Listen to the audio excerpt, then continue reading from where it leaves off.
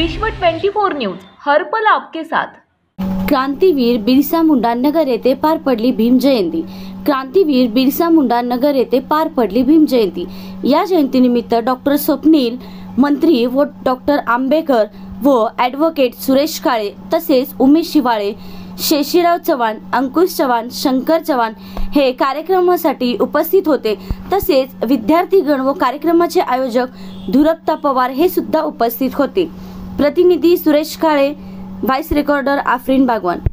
त्याचा सर्वस्वी अधिकार भारतीय राज्यघटनेचे शिल्पकार डॉक्टर बाबासाहेब आंबेडकर यांनी पुन्हा सर्व शोषित घटकांना त्यांच्या भारतीय राज्य घटना न्याय दिला। त्याच भारतीय राज्य घटनेच्या आर्टिकल 12 ते 35 त्याच्यामध्ये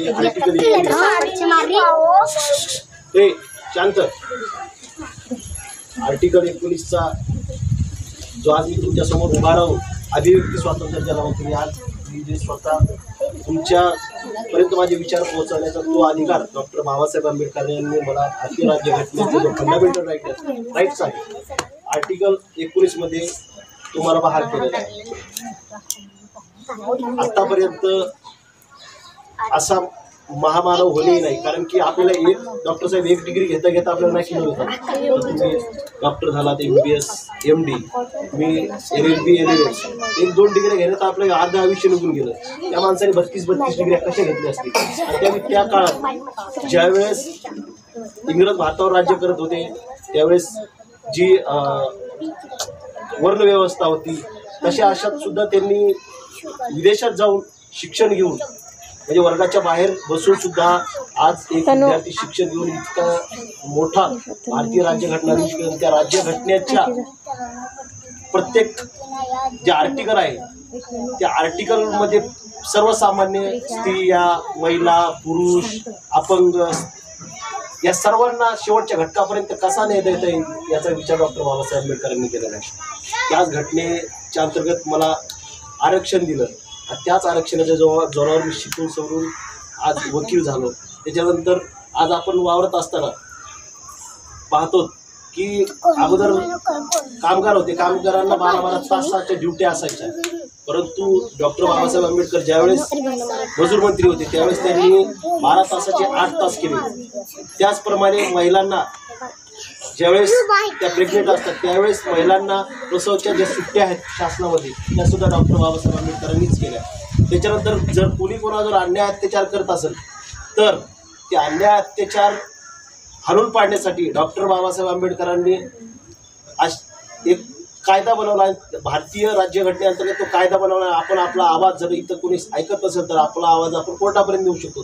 त्या सगळे अधिकार आपल्याला डॉक्टर बाबासाहेब आंबेडकरांनी दिले। आज 14 एप्रिल 1891 रोजी डॉक्टर बाबासाहेब आंबेडकरांचा जन्म झाला आणि त्यांच्या जन्मातूनच जे शोषित, दीन, दलित, भटके, आदिवासी हे सर्व जे लोक होते 1856च्या कायद्याअंतर्गत पारधी झालं, त्याच्यानंतर बंजारा झालं, त्याच्यानंतर आणखीन ज्या अशा जाती आहेत त्यांना जन्मजात गुन्हेगाराचा शिक्का मारून टाकला होता डॉक्टर साहेब। कारण की का ज्या वेळेस इंग्रज भारतात आले, इंग्रजांचा दारू गोळा किंवा त्यांचे जे काही लढण्याचं साहित्य ते गायब करण्याचं काम आदिवासी समूहाला माहीत होतं। कारण की जंगलामधल्या ज्या छुप्या वाट्या असतील, सगळ्या गोष्टी असतील त्या आदिवासी समाजाला माहीत होतं। आदिवासी समाजाने त्यांच्या नाकीनऊ करून सोडले होते। तर ह्या समाजाला पकडमध्ये कसे आणायचं तर त्यांनी त्यावेळेस 1856 साली गुन्हेगारी कायदा म्हणून जन्मजात गुन्हेगार म्हणून आमचा शिक्का मारला होता। 1952 मध्ये सेटलमेंटचा जे कायदा म्हणतात त्याला, आता सोलापूरमध्ये सेटलमेंटचा एक एरिया आहे तिथंच असेल, म्हणजे जसा जनावरांना कोंडवाडा होता त्याप्रमाणे आम्हाला सर्व या लोकांना कोंडवाडा असायचा। मला ह्या गावात जर दुसऱ्या गावाला स्थलांतर जरी करायचे असेल तर आता आपण एका देशातून दुसऱ्या देशात जातो त्याला कसं आपण पासपोर्ट वगैरे त्याप्रमाणे आम्हाला पासपोर्ट असायचा। परंतु जर मला एखाद्या शिरूर जरी जायचं राहिलं तर इथलच्या पोलीस पाटला जाऊन माझी नोंद व्हायची, मग तिथून जाऊन तिथलच्या पोलीस पाटला जाऊन नोंद व्हायची, मग तिथून येताना परत तिथून नोंद व्हायची नाही तर तितक्या कालावधीत जर एखादा गुन्हा घडलेला असला तर त्याचं आपोआप तो माझ्यावर यायचा। पण एवढं मोठं म्हणजे गुलामाला मुक्त करण्याचं काम सुद्धा डॉक्टर बाबासाहेब आंबेडकरांनी केलेलं आहे। संयोजक आणि आयोजकांनी मला बोलण्याची संधी दिली.